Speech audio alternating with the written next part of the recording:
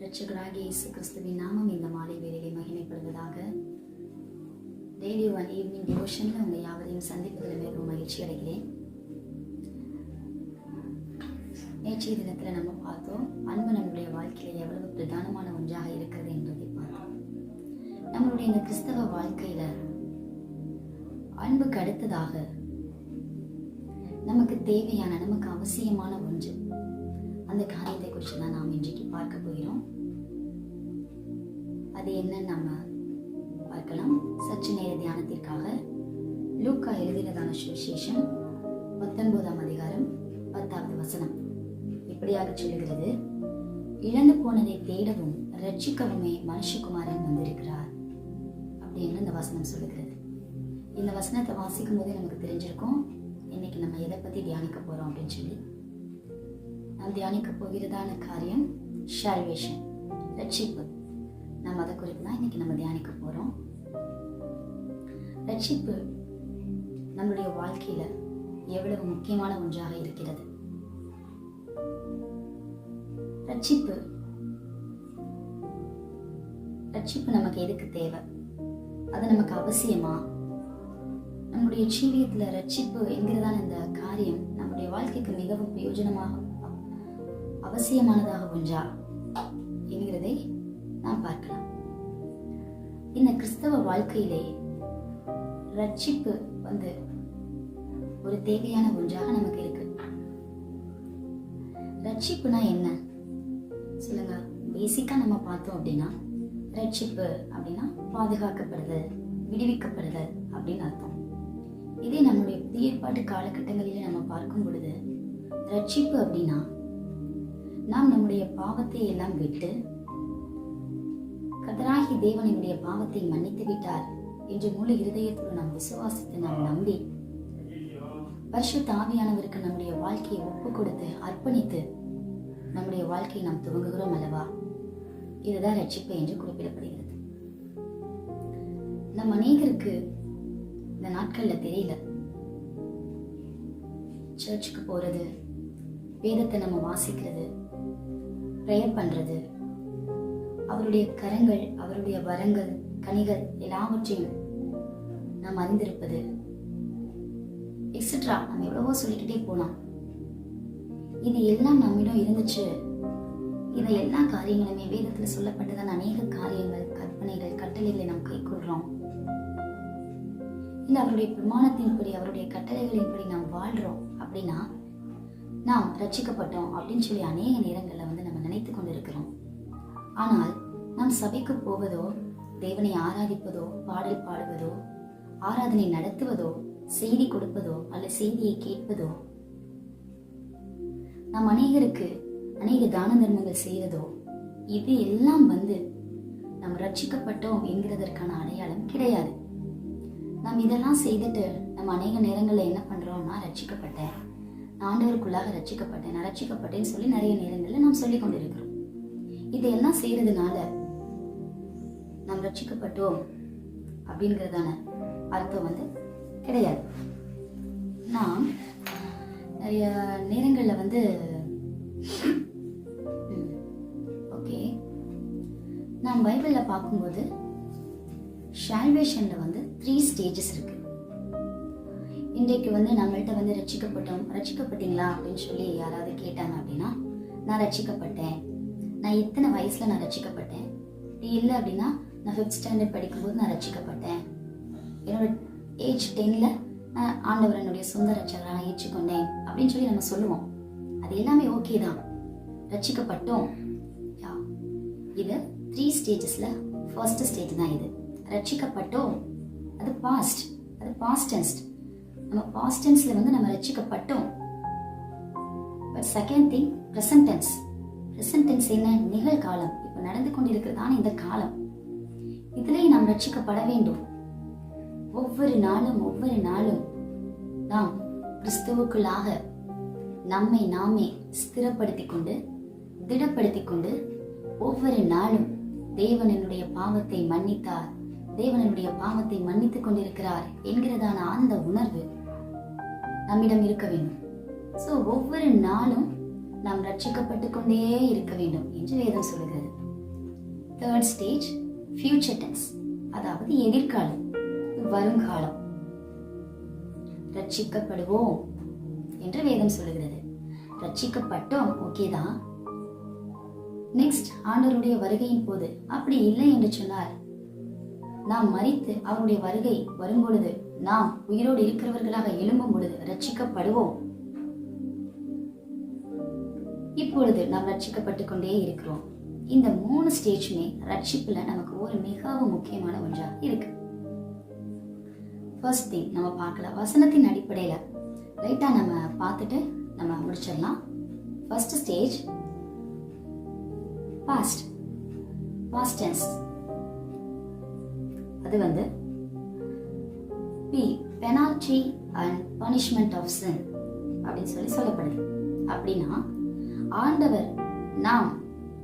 ஆண்டவருக்குள்ளாக நாம் ரட்சிக்கப்பட்டோம் இல்லையா, அப்பொழுது கர்த்தர் நம்மை எதிலிருந்து பாதுகாத்தாராம், எதிலிருந்து விடுவித்தாராம்னா, பாவத்தினுடைய விளைவுகளில் இருந்தும் பாவத்தினுடைய தண்டனைகளில் இருந்தும் கர்த்தர் நம்மை விடுவித்தார், கர்த்தர் நம்மை பாதுகாத்தார் என்றுதான் சொல்லப்படுகிறது, வேதத்துல சொல்லப்படுது. நாம் வசனத்தை வாசிக்கலாம்.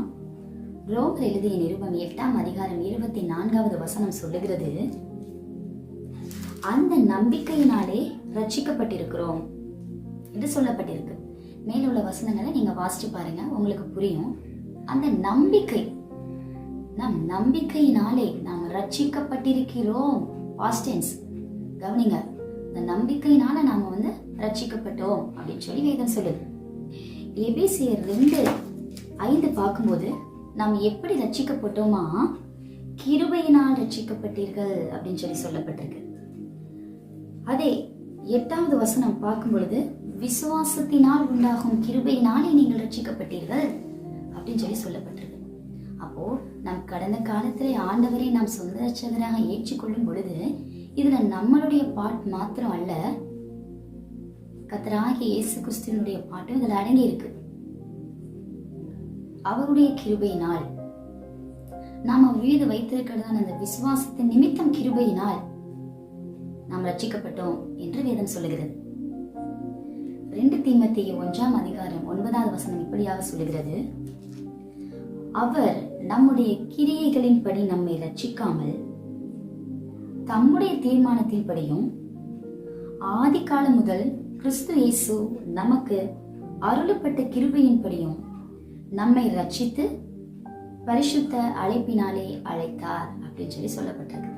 இதுல எதனால கர்த்தர் நம்மை அழைத்தாரா, நம்முடைய கிரியைகளை பார்த்து நாம் ரட்சிக்கப்படுவதற்கு முன்பதாக நம்ம சில கிரியைகள் செய்திருப்போம் இல்லையா வாழ்க்கையில, அந்த கிரியைகளை பார்த்து தேவன் நம்மை ரட்சிக்காமல் அவருடைய கிருபையின்படி அவருடைய தீர்மானத்தின்படி நம்மை ரட்சித்து நம்மை அழைத்திருக்கிறார் என்று சொல்லி வேதம் சொல்லுகிறது. நம்மை பாவத்திற்குள்ளாக, பாவத்தின் பிடியிலே நாம் சிக்கி கிடந்தோம், அடிமைப்பட்டு கிடந்தோம். அதிலிருந்து ஆண்டவர் நம்மை மீட்டெடுத்திருக்கிறார், சொந்த பிள்ளையாக இன்றைக்கு நம்மை மாற்றியிருக்கிறார். எனவே நாம் பாவத்தில் இருக்கும் போது, நாம் பாவிகளா இருக்கையில் கிறிஸ்து நமக்காக மரித்தார் என்று சொல்லி வேதம் சொல்லுகிறது. நாம் பாவத்தில் கிடக்கும் போது, மகனே வா, நம்மளுடைய பாவத்தெல்லாம் மன்னிச்சிட்டேன் அப்படின்னு சொல்லி ஆண்டவர் என்ன பண்ணார், நம்மளை அன்றைக்கு அழைத்தார். நாமும் தேவனுடைய சத்தத்தை கேட்டு நாம் வந்தோம் தேவனிடத்தில். அதனால் நாம் ரட்சிக்கப்பட்டோம். நம்முடைய பாவத்தினுடைய விளைவுகளில் இருந்தும் பாவத்தினுடைய தண்டனைகளில் இருந்தும் நாம் ரட்சிக்கப்பட்டோம் என்று வேதம் சொல்லுகிறது. ஓகே, இப்போ பிரசன்ட் டென்ஸ். பிரசன்ட் டென்ஸ்ல என்னன்னு பார்த்தா, பவர் ஆஃப் சின், பாவத்தின் வல்லமை. அதாவது இப்போ நாம் ரட்சிக்கப்பட்டோம் இன் பாஸ்ட் டென்ஸ்ல. இப்போ பிரசன்ட் டென்ஸ்ல நம்ம எதுக்காக ஒவ்வொரு நாளும் நாம் ரட்சிக்கப்பட்டு கொண்டே இருக்கணும் அப்படின்னு சொல்லி பார்த்தோம் அப்படின்னா, பாவத்தினுடைய வல்லமைகள் அவ்வளவு கொடூரமாக இருக்கு. அப்ப அந்த பாவத்தினுடைய வல்லமைகளில் இருந்து நாம் தப்புவிக்கப்படணும். அந்த பாவத்தினுடைய தண்டனைகள், விளைவுகள் நமக்கு கிடைக்க கூடாது அப்படின்னா, இந்த வாழ்கிற இந்த ஒரு வாழ்க்கையில நாம் அனுதினமும் என்ன பண்ணணுமா, ரட்சிக்கப்பட்டு கொண்டே இருக்கணுமா. ஒரு சில வசனங்களை வாசிக்கலாம். பிலிப்பியர் எழுதின நிருபம் 2ஆம் அதிகாரம் 12வது வசனம் இப்படியாக சொல்லுகிறது, அதிக பயத்தோடும் நடுக்கத்தோடும் உங்கள் ரட்சிப்பு நிறைவேற பிரயாசப்படுங்கள் அப்படின்னு சொல்லுது. அப்போ நம்மளுடைய ரட்சிப்பு நிறைவேறுவதற்காக நம்ம என்ன பண்ணணுமா, மிகவும் பயத்தோடு நடுக்கத்தோடு நம்ம இருக்கணுமா. நம்மளுடைய ரட்சிப்பு நிறைவேறுவதற்காக அப்படிப்பட்ட ஒரு பயம் நடுக்கம் நமக்குள்ளாக இருந்து நாம் அந்த ரட்சிப்பை நாம் பாதுகாத்துக் கொள்ளணும் அப்படி என்று வேதம் சொல்லுது. 2 கொரிந்தியர் 3:18 சொல்லுது, மகிமையின் மேல் மகிமை நாம் அடையணும் அப்படின்னு சொல்லுது. அப்போ மகிமையின் மேல் மகிமை, இந்த ரட்சிக்கப்பட்டு கொண்டிருக்கிற இந்த காலங்களிலே மகிமைக்கு மேலாக மகிமை நாம் அடைந்து கொண்டே இருக்கணும். அவருடைய குணாதிசயங்கள் நம்ம வெளிப்பட்டு கொண்டே இருக்கணும். நற்காரியங்கள் நம்ம வெளிப்பட்டு கொண்டே இருக்கணும் அப்படி என்று வேதம் நமக்கு சொல்லுகிறது. அதான் மகிமைக்கு மேல் மகிமை நாம் அடைந்து கொண்டே இருக்க வேண்டும் இந்த வாழ்க்கையில அப்படின்னு சொல்லி நாம் வாசிக்கிறோம். அடுத்து வெளிப்படுத்துதல் 22ஆம் அதிகாரம் 11ஆம் வசனம் சொல்லுது, பரிசுத்தமுள்ளவன் இன்னும் பரிசுத்தமாகட்டும் அப்படின்னு சொல்லப்பட்டிருக்கு. நம்ம நார்மலா நம்ம இருந்தோம் அப்படின்னா இருக்கிற அந்த ஹோலினஸை நம்மளால புதுப்பிக்க முடியுமா அப்படின்னு பார்த்தா முடியாது. ஒருவேளை நம்ம அதே ஒரு ஹோலினஸை நம்ம மெயின்டைன் பண்ணலாம். பரிசுத்தத்திற்கு மேல பரிசுத்தம் நமக்கு வரணும், பரிசுத்தத்திற்கு மேல பரிசுத்தம் நம்முடைய வாழ்க்கையில காணப்படணும் அப்படின்னா நாம் அனுதின வாழ்க்கையில ஒவ்வொரு நாளும் தினந்தோறும் நாம் ரட்சிக்கப்பட்டு கொண்டே இருக்கும் பொழுதுதான் இந்த நிகழ்வுகள் நம்மளுடைய வாழ்க்கையில நடைபெறக்கூடியதா இருக்கு. அடுத்து எபிரேயர் 12ஆம் அதிகாரம் 1வது வசனம் சொல்லுகிறது, மேகம் போன்ற இத்தனை திரளான சாட்சிகள் நம்மை சூழ்ந்து கொண்டிருக்க பாரமான யாவற்றையும் நெருங்கி நிற்கிற பாவங்களையும் தள்ளிவிட்டு விசுவாசத்தை துவக்குகிறவரும் முடிக்கிறவரும் ஆகிய இயேசுவை நோக்கி நமக்கு நியமித்திருக்கிற ஓட்டத்திலே பொறுமையோடு ஓட கடவோம் என்று சொல்லப்பட்டிருக்கு. இப்ப பாருங்க, நமக்கென்று கர்த்தர் ஒரு லக்கை வைத்திருக்கிறார். அந்த லக்கை போய் அடைவதுதான் நம்மளுடைய நோக்கம். அதை நோக்கி நம்ம எப்படி போகணுமா, பொறுமையோடு போகணுமா, பொறுமையோடு நாம் ஓடணுமா. இவ்வளவோ சாட்சிகள் அந்த இதுக்கு அந்த முன்பதாக உள்ள அதிகாரத்தை நம்ம வாசிக்கும் போது நிறைய எக்ஸாம்பிள்ஸ் சொல்லப்பட்டிருக்கு வேதத்துல. அப்போ இப்படிப்பட்டதான திரளான சாட்சிகள் நம்மை சூழ்ந்து கொண்டிருக்கு. அதிகமா நம்ம கேள்விப்படுறோம், நமக்கு தெரியுது, நம்ம வேதத்தை வாசிக்கிறோம், நம்ம தியானிக்கிறோம். ஆனாலும் இந்த பாவம் நிறைந்த உலகத்துல நம்ம அந்த பாவத்தை நோக்கி நாம் ஓடாமல் கர்த்தர் நமக்காக எந்த லக்கை வைத்திருக்கிறாரோ அந்த லக்கை நோக்கி, நம்முடைய விசுவாசத்தை துவக்குகிறவர் முடிக்கிறவர் அவரை நோக்கி நாம் பொறுமையோடு ஓட வேண்டும் என்று சொல்லிதான் இந்த வசனம் சொல்லுகிறது. எக்ஸாம்பிளுக்கு நம்ம சகைவை பார்க்கலாம். நம்ம வாசிச்சோம் லூக்கா 19ஆம் அதிகாரத்தை நம்ம வாசிச்சோம். அதுல வசனம் சொல்லுகிறது, ஆண்டவர் சொல்றாரு சகைவை பார்த்து, சகைவனுடைய வீட்டை பார்த்து, இந்த வீட்டிற்கு இன்றைக்கு ரட்சிப்பு வந்தது அப்படின்னு சொல்லி சொல்லப்பட்டிருக்கு. அப்போ பாருங்க, சகைவனுடைய கடந்த காலம் நமக்கு தெரியும். சகைவு எப்படிப்பட்டவனா இருந்தான், பண ஆசை பிடித்தவனாக இருந்தான்.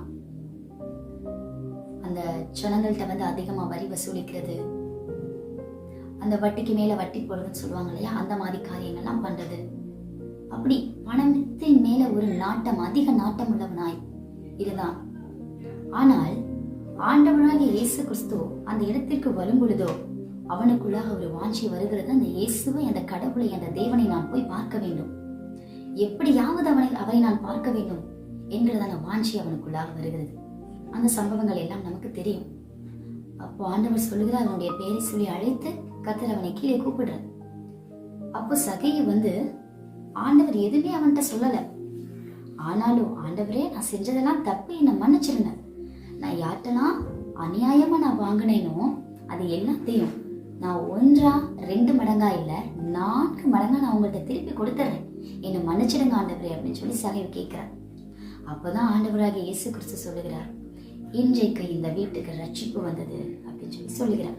அப்ப பாருங்க, ரட்சிப்பு என்கிறது நம்மளுடைய அனுதின வாழ்க்கையில எவ்வளவு ஒரு முக்கியமானதாக இருக்கு இல்லையா. நாம் எவ்வளவோ காரியங்களை நம்ம செய்யறோம். ஃபியூச்சர் டென்ஸ்ல பார்க்கும்போது ரட்சிக்கப்படுவோம், இனி நாம் ரட்சிக்கப்படுவோம். அது என்னன்னா பிரசன்ஸ் ஆஃப் சின், பாவத்தின் பிரசன்னத்திலிருந்து நாம் ரட்சிக்கப்படுவோம் ஃபியூச்சர்ல அப்படியாக சொல்லப்பட்டிருக்கு. என்ன நம்ம ஏற்கனவே சொன்ன மாதிரி தான் ஃபியூச்சர்ல நாம் எப்படி ரட்சிக்கப்படுவோம் அப்படின்னா, ஒண்ணு, நாம் மரித்ததற்கு பிறகு அவரோடு கூட மரித்தவர்கள் யாவரும் உயிரோடு எழுந்திருப்பார்கள் என்று வேதம் சொல்லுது இல்லையா? அது அப்படி இல்லை என்று சொன்னால் ஆண்டவராகிய இயேசு கிறிஸ்துவினுடைய ரகசிய வருகை, அப்பொழுது ரட்சிக்கப்படுவதுதான் இறுதி ரட்சிப்பு. அதாவது ஃபியூச்சர் டென்ஸ், நாம் ரட்சிக்கப்படுவது, ரட்சிக்கப்படுவோம் என்கிறதான நிகழ்வு அதுதான் குறிப்பிடுது.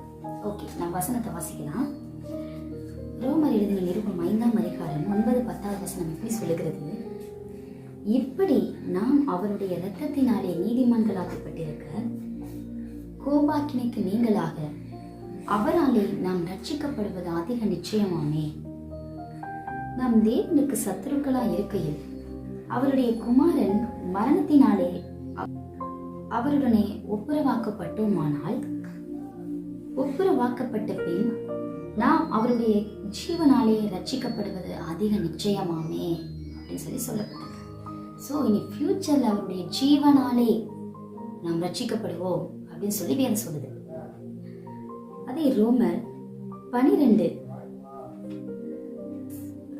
13ஆம் அதிகாரம் 11வது வசனம் இப்படியாக சொல்லுது: நாம் விசுவாசிகளான போது ரட்சிப்பு சமீபமா இருந்ததை பார்க்கிலும் இப்பொழுது அது அதிக சமீபமா இருக்கிறது அப்படின்னு சொல்லி சொல்லப்பட்டிருக்கு. நம் பாஸ்ட் டென்ஸ்ல நம்ம ரட்சிக்கப்பட்டோம் இல்லையா? அப்ப நமக்கு ரட்சிப்பு சமீபமா இருந்ததோ அதை பார்க்கிலும் ஃபியூச்சர்ல நமக்கு ரட்சிப்பு வருவது அதை காட்டிலும் மிகவும் சமீபமா இருக்கிறது என்று வேதம் சொல்லுது. அதற்காகத்தான் நாம் பிரசன்ட் டென்ஸ்ல வாசிச்ச மாதிரி நம்முடைய ரட்சிப்பு நிறைவேறுவதற்காக நாம் என்ன பண்ணணுமா, அதிக பயத்தோடும் அதிக நடுக்கத்தோடும் நம்முடைய ரட்சிப்பு நிறைவேறுவதற்காக அணு தினமும் நாம் பிரயாசப்பட்டு கொண்டே இருக்க வேண்டும் என்று சொல்லி வேதம் சொல்லுது. ஸோ நீ ஃபியூச்சர்ல நாம் ரட்சிக்கப்பட வேண்டும் என்று சொன்னால் நம்முடைய இந்த பாஸ்ட் டென்ஸ்ல, இந்த பிரசன்ட் டேஸ்ல ரட்சிக்கப்பட்டு கொண்டே இருக்கிறவர்களாக மத்தேயு 1:21 வசனம் எல்லாத்துக்கும் தெரியும். ஒரு குமாரனை பெறுவாய், அவருக்கு இயேசு என்று பெயரிடுவாயாக, ஏனெனில் அவர் தமது ஜனங்களின் பாவங்களை நீக்கி அவர்களை ரட்சிக்கிறவர் அப்படின்னு சொல்லி வேதம் சொல்லுது. அப்போ ஆண்டவர் நம்மை ரட்சித்த போது மட்டும் நம்முடைய பாவத்தை மன்னிக்கிறவர் அல்ல, தொடர்ந்து நம்முடைய எல்லா பாவங்களையும் அவர் மன்னிப்பதற்கு அவர் போதுமானவராய் இருக்கிறார்.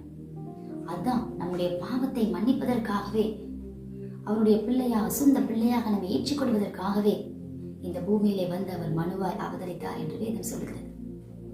பார்த்தீங்களா?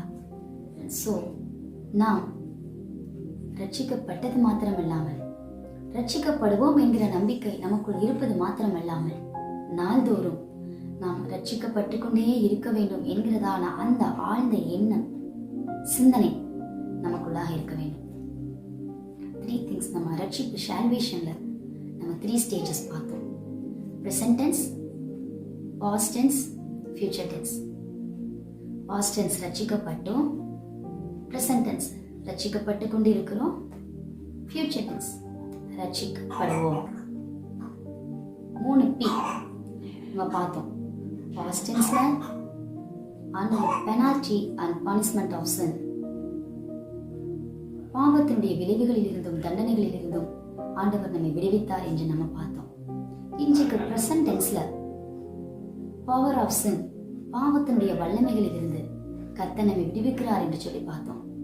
Future tense presence of sin, பாவத்தின் பிரசன்னத்தில் இருந்து கர்த்தர் வரும் காலங்களிலே நம்மை விடுவிப்பார் என்று நம்ம பார்த்தோம். ஸோ இந்த 3 காரியங்களுமே, இந்த 3 ஸ்டேஜஸ்மே சால்வேஷன்ல நமக்கு மிகவும் அவசியமாக இருக்கிறது. ஆட்ரியன் ரோகஸ் என்கிறதான ஒரு மனிதர் சொல்கிறார், you are not saved by the plan of salvation, but you are saved by the man of salvation. அதாவது ரட்சிப்பின் திட்டத்தில் நீங்கள் ரட்சிக்கப்படவில்லை, பட் ரட்சிப்பின் மனிதனால் நீங்கள் ரட்சிக்கப்பட்டிருக்கிறீர்கள் அப்படின்னு சொல்லி இந்த மனிதர் சொல்றார். பாருங்க, நாம் ரட்சிக்கப்படணும் அப்படிங்கிறதான திட்டம் நமக்கு இல்லை. அந்த திட்டத்தின் நிமித்தமாக கர்த்தர் நம்மை ரட்சிக்கவும் இல்லை. அதாவது எப்படி அவர் நம்மை ரட்சித்திருக்கிறாருன்னா, அவர் ரட்சிப்பை உண்டு பண்ணுகிறவராய் இருக்கிறார். நம்மை அவர் ரட்சிக்க வல்லவராய் இருக்கிறார். நம்மை ரட்சிப்பதற்காகவே அவர் இந்த உலகத்துல மனுவாய் அவதரித்திருக்கிறார். சோ அந்த மனிதனால் ரட்சிப்பை உருவாக்குகிற அந்த இயேசு கிறிஸ்துவால் நாம் ரட்சிக்கப்பட்டோம் என்று இந்த மனிதன் சொல்லுவார். சோ நம்முடைய அனுதின வாழ்க்கையில நாம் இதை உணர்ந்தவர்களாக காணப்படுவோம். நம்முடைய இந்த வாழ்க்கையில நம்ம கேட்ட இந்த வார்த்தைகளின்படி நம்முடைய ரட்சிப்பு நிறைவேறுவதற்காக நாம் அதிக பயத்தோடும் நடுக்கத்தோடும் பிரயாசப்படுவோம். கர்த்தர் தாமே நம் யாவரையும் ஆசீர்வதித்து உயர்த்துவாராக. God bless you. Thank you.